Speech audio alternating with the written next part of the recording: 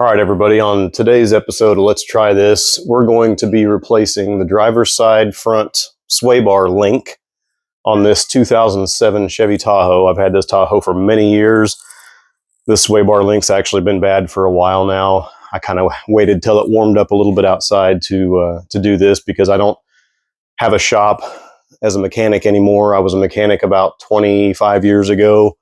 ASC certified mechanic, so I still have a lot of the tools left over and the knowledge, luckily, from doing a lot of that work. This will represent, however, a DIYer that may have a sway bar issue. Most of the time, it's the linkage that joins the body to the suspension or the control arms. So most often, the part that takes the most abuse is that sway bar link. So that's going to be bushings wearing out, links breaking, that kind of thing. So a little breakdown on what the sway bars do is if you did not have sway bars and you drove around a corner, either turning a corner or a gradual curve, your vehicle would follow the forces, the G forces, and that's going to just let it lean out of the turn. And that creates instability. It creates traction issues, safety issues. So all modern vehicles have sway bars, front and rear, that join those suspension components to the body to prevent that body roll. If you're hearing a rattle or a thunking when you're going over little bumps like that, a lot of times you're going to have other suspension components that'll be the problem.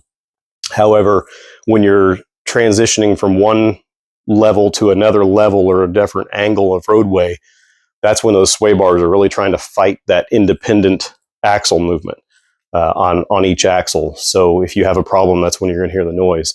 If you're going to do this yourself, I would suggest raising the axle that you're going to do the work on all the way off the ground. That means both sides. If you just lift one side and that control arm drops while the other control arm remains compressed or in the ride position, it's going to put those components under stress and you're going to have a hard time getting that linkage put together. So ideally, a lift would be great, but if you're doing this with a floor jack, I would recommend raising that entire axle that you're going to do the work on up so that that sway bar is in its relaxed position. And that'll make your life a lot easier putting those components in. So let's get to work. One thing I do want to mention is that if you are going to use a floor jack to raise a vehicle up in the middle of that suspension or that axle, you do want to make sure that you have a lift point that will suspend that vehicle without deforming. So depends on the vehicle you have. I'm not up to date on what different vehicles have nowadays. Normally your lift points are in the corners of the body closest to the wheels. But when you're going underneath the front of the suspension in between, you have to make sure you're getting a hold of a cross member that's substantial enough. And I've owned this vehicle for many years. I've lifted it multiple times by this cross member. If you do something like this and you deform that cross member, depending on how heavy duty it is, you can create alignment issues on that vehicle, but it's gonna change that geometry of your front end. So I would very, very cautiously lift the way that you're gonna see me lift in between the front two wheels on this vehicle. But I happen to know that this will support that.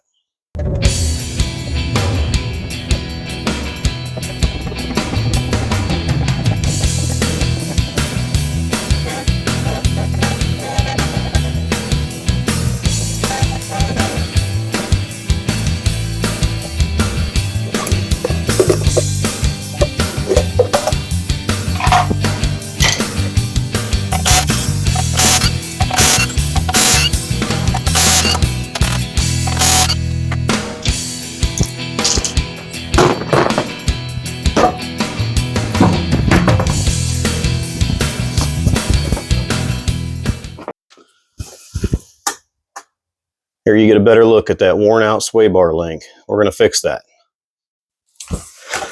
One of the first things I like to do to a vehicle this age especially is start off with your favorite rust penetrant and give that set of threads there a good soak. Ideally, you could do this the day before, but I don't have that kind of time. So I'm doing it right now, and then I'm going to throw some sockets on there and see if we can get it loose without cutting it.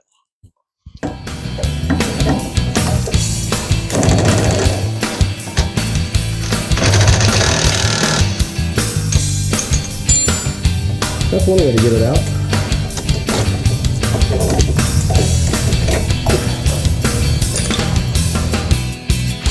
All right, now I got these sway bar links from Amazon. I'll put a link in the description for that. And I'll also maybe do a screenshot of the list of vehicle years, makes, and models that these will fit. So get a knife and we'll pop these out of their box. I'm not going to do both. I think I did the other sway bar link a few years ago, but I do have another one. If these were both the factory sway bar links on a vehicle this age, I would do them both. That's the smart thing to do. But for this application and for how recent I replaced the other side, I'm just going to do one side and keep the other one as a spare. So they actually shipped this all assembled in the way that it should be in the vehicle, which helps somebody if they're a DIYer and they haven't had a lot of experience with these. But your control arm, your lower control arm, will sit between these two bushings, and they'll fit right in the hole in the control arm. The bolt will run up just like it did before, and this is where it'll go through the actual sway bar itself. And then that sway bar leads to the other side of the vehicle and runs down via another link to the other lower control arm. And then that sway bar itself, I'll try to include a little bit of pics or video on this. That sway bar is attached usually in two places to the bottom side of your frame or the body part of your vehicle that's not suspended. So we'll get this thing installed for you.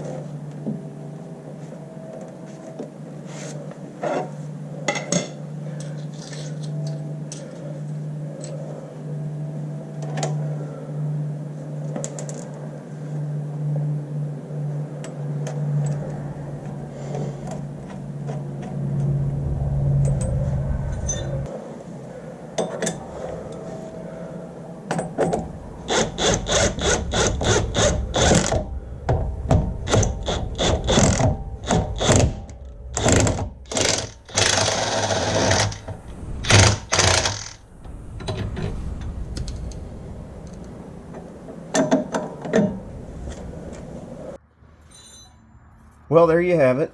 New sway bar link on the driver's side front. You can see that I tightened it just until you start to get some pillowing of these bushings. You always want to make sure you start out with a washer. Now these links, these plastic links, actually have the washer built into the link bushing, so there's no washer there. But a lot of times when you buy these replacement sway bar link kits, there'll be the bolt, washer, bushing, another bushing, washer, then the center bushing, then another washer, rubber bushing, sway bar, rubber bushing, metal washer, nut. So a lot of different parts there, but you just want to make sure that you always encounter your suspension component and your sway bar with rubber on both sides. And then you have that bushing in between that keeps that link separation. So we have the lower control arm runs up to the sway bar that does the work. Comes over, we've got one body mount here, and then you can see on the other side there's another body mount. Those attach the sway bar up to the body or the chassis.